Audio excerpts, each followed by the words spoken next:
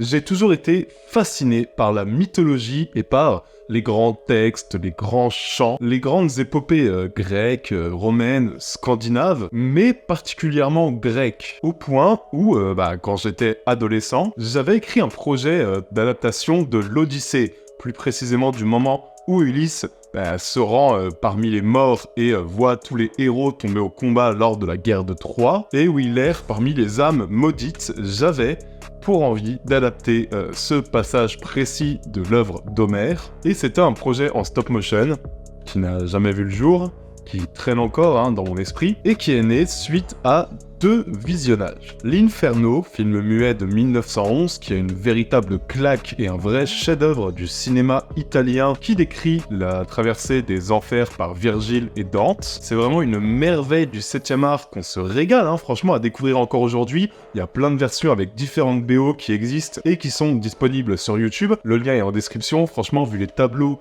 qui composent ce film, je pense que rien qu'aux images que je vous ai montrées, vous êtes déjà à fond à chercher le lien en description, et je vous comprends. Il y a eu ce visionnage-là, et il y a eu aussi le visionnage d'un autre film, qui lui est bien plus récent, puisque lui, il est sorti en 1989, et c'est un film italien, lui aussi, mais qui est bien différent de l'Inferno, un film qui est peut-être le plus beau film que j'ai pu voir, qui s'appelle Nostos il Ritorno.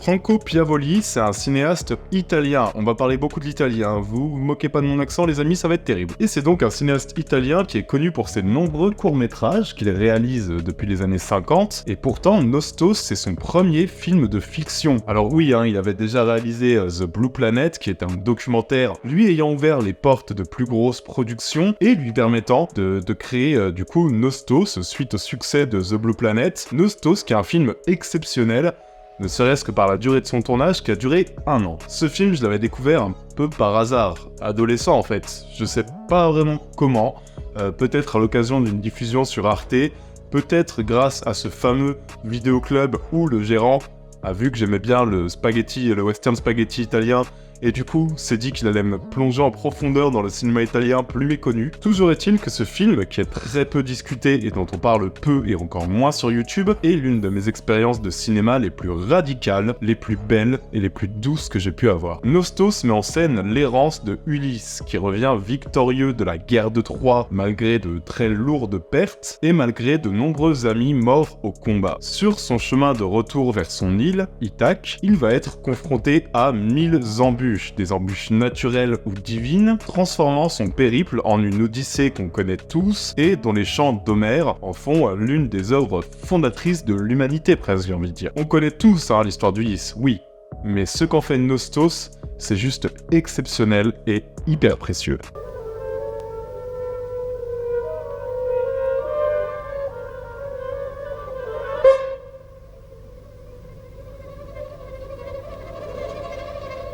Et c'est étonnant parce qu'un tel récit aussi épique, aussi rythmé que l'Odyssée, même si quand on lit l'œuvre intégrale, on se rend compte que c'est loin d'être aussi rythmé que ça, puisque généralement tous les grands passages qu'on connaît, le Cyclope, les sirènes, etc., il y a beaucoup de ces passages-là qui sont racontés rétrospectivement et par des grandes plaintes de Ulysse. Mais bref, c'est quand même un récit qui est profondément cinématographique, en vrai, et rien d'étonnant, à ce qu'il ait très vite inspiré le cinéma. Dès 1905, Georges Méliès réalisait un court-métrage mettant en scène un chant homérique et intitulé L'île de Calypso ou le géant Polyphème. Puis, on a eu droit à quelques autres adaptations. D'ailleurs, je sauve l'adaptation de 1954 qui s'appelle Ulysse, avec Kirk Douglas, qui est un sympathique péplum, un peu kitschouille, et qui est évidemment à 1000 lieues de l'ampleur des chants d'Homère, et aussi à 1000 lieues de la justesse des tourments intérieurs qui brûlent en Ulysse, mais qui fera la blague pour un sympathique divertissement. Depuis, Homère se retrouve souvent adapté dans des transpositions modernes. Je pense par exemple au O Brother des frères Cohen, ou même à leur Inside Llewyn Davis. Clairement, c'est vraiment l'odyssée de Ulysse et la solitude de Ulysse, Inside Llewyn Davis. Mais revenons à nos moutons. Nostos, lui, il assume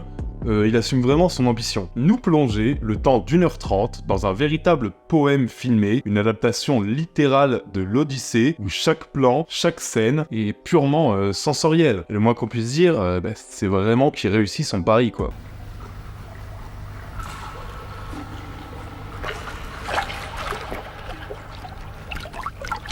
Alors Franco Piavoli va nous plonger en pleine relecture du mythe d'Ulysse et va vous inviter à partager, vraiment une odyssée sensorielle, l'odyssée intérieure d'un homme traumatisé par une guerre interminable, ayant vu de nombreux héros périr, ayant vu les dieux intervenir parmi les hommes, un homme qui cherche à rentrer chez lui et qui se perd dans un monde fantastique qui vraiment, échappe à sa compréhension du monde. Et vous serez comme lui. Je vous explique. Le film, il est pas muet, Le film est pas muet, non. Mais par contre, son choix est très très fort, parce qu'en fait, il va inventer une nouvelle langue, qui va mélanger le grec antique et d'autres dialectes antiques méditerranéens, sans aucun sous-titre, sans aucune traduction, et les personnages, ils parlent peu, ils parlent très très peu, mais chaque mot qu'ils vont échanger entre eux, c'est vraiment une porte d'entrée dans un univers où il fait bon se perdre, et qui, le temps d'1h30, se place parmi les plus grandes claques visuelles que j'ai pu avoir devant un film, et c'est pas peu dire, et c'est vraiment l'une des belles adaptations possibles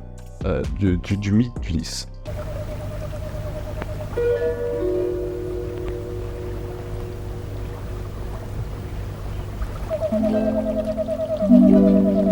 Nostos est, vous le voyez bien aux images, mais vraiment d'une beauté terrassante, quoi. Vraiment, il joue sur des éclairages fantastiques. Il n'hésite pas à plonger dans le symbolisme, mais un symbolisme, on va y revenir, qui est très très malin. Jouant sur des cadres merveilleux où les corps ne sont que des ombres plongées dans des décors auxquels ils n'appartiennent pas, en fait. Et chaque plan parvient à toucher du doigt ce mysticisme qui est tellement bienvenu, et même tellement essentiel quand on aborde les aventures d'Ulysse. Regardez ces tableaux, regardez ce jeu sur les échelles, ces corps qui ne quittent jamais vraiment le cadre, regardez ce symbolisme dans les plans, cette espèce de maîtrise esthétique, ce montage qui va lier les séquences entre elles par symbolisme en fait, qui va lier les séquences par l'émotion qu'elles transmettent plutôt que par une quelconque logique narrative. C'est ça aussi l'une des grandes forces du film de Piavoli. Il se débarrasse de toute la morale et de toute l'ambition narrative de Homère, laissant de côté les nombreuses péripéties pour se concentrer sur ce qui constitue, on l'oublie souvent,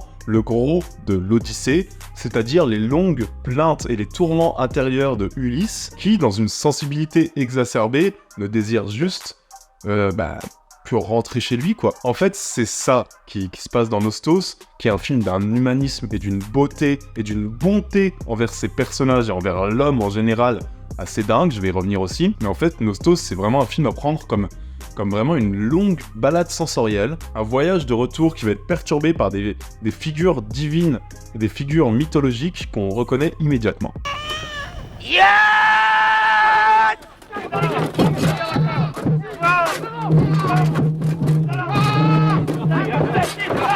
Ces éléments déchaînés, ils nous font évidemment penser à Poséidon. Cette figure féminine sensuelle nous rappelle évidemment la tentation de Circé, mais aussi le manque de Pénélope. Ces larmes qui coulent nous ramènent aux larmes d'Ulysse lorsqu'il revoit ses amis et héros tombés au combat. Et alors je sais que quand on parle d'Ulysse, peut-être que certains d'entre vous veulent voir de la grosse baston, du spectaculaire, Ulysse qui aveugle un cyclope, Ulysse qui résiste contre les méchantes sirènes.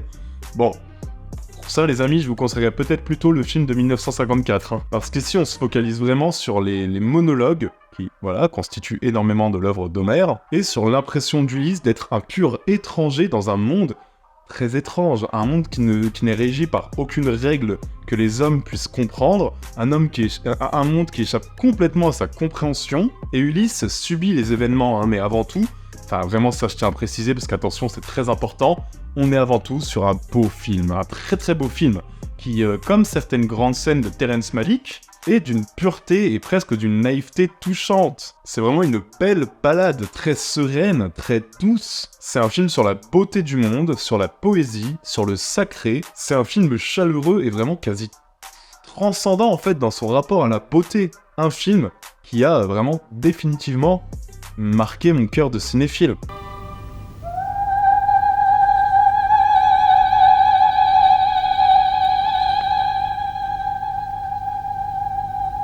Donc voilà, on est quand même sur une vraie expérience du 7e art, qui est basée sur l'une des œuvres les plus connues, étudiées et célébrées à travers le monde. Un film au visuel merveilleux et aux intentions artistiques hyper tranchées, certes, alors, ça allait pas être un grand succès populaire, c'est sûr que ça allait pas être un hit au box-office, mais pourquoi ce film est si peu souvent cité? Pourquoi on l'a tant oublié, alors qu'en vrai, dans les intentions, moi je trouve qu'on se rapproche presque d'un grand maître qui est Pier Paolo Pasolini. Pourquoi ce film n'a pas réussi à avoir la réputation des œuvres de Pasolini? Parce qu'après une première mondiale au festival de Locarno, qui est quand même un sacré festival, quand même assez réputé, Nostos est sorti en plein milieu de l'été 1990 dans son pays d'origine, l'Italie. Et qu'est-ce qui se passait en Italie en 1990 et en été 1990? Eh bien l'Italie organisait la Coupe du Monde de football. Chose qui a entraîné un mois de vide total pour les cinémas, dont certains, enfin même la majorité, ont carrément fermé leurs salles le temps de la Coupe du Monde. Et autant vous dire que ça a vraiment pas aidé le film. Alors bien sûr, un tel chef-d'œuvre qui a été unanimement reconnu comme une petite folie par les critiques de l'époque lors de sa sortie, vraiment il y avait un engouement des critiques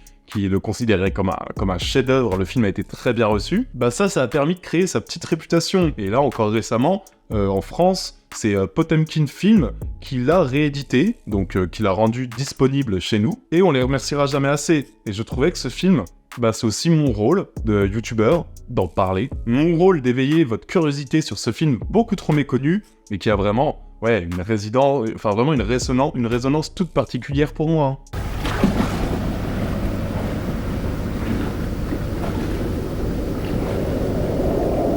C'est difficile pour moi de trouver les mots pour vraiment parler d'une œuvre aussi importante. Une œuvre qui, justement, se passe du langage, en fait. Une de ces rares œuvres qu'on a, enfin, je pense qu'on en a tous une comme ça, une des œuvres qu'on a dans le cœur, au point qu'on se dise « je veux que ma prochaine création artistique, je veux que ma prochaine création soit comme ce film. » Et ça, c'est l'un des regrets de ma vie, de pas être allé jusqu'au bout du voyage, d'avoir abandonné cette adaptation, d'avoir abandonné même la réalisation, et presque d'avoir laissé tomber ce que le Louis adolescent qui venait de découvrir Nostos avait à filmer et avait à dire. Et je rattrape un petit peu cette occasion manquée en faisant vivre ce film auprès de vous. C'est exactement le projet de la chaîne Intercut depuis le début, c'est le projet de ce bouquin, c'est le projet de tout ce que je fais depuis bientôt 4 ans. Essayer de faire vivre ces films qui n'ont pas eu la carrière qu'ils méritent, essayer de les faire vivre à grande échelle, parce que c'est vraiment une merveille qui va vraiment stimuler artistiquement, au point de parfois même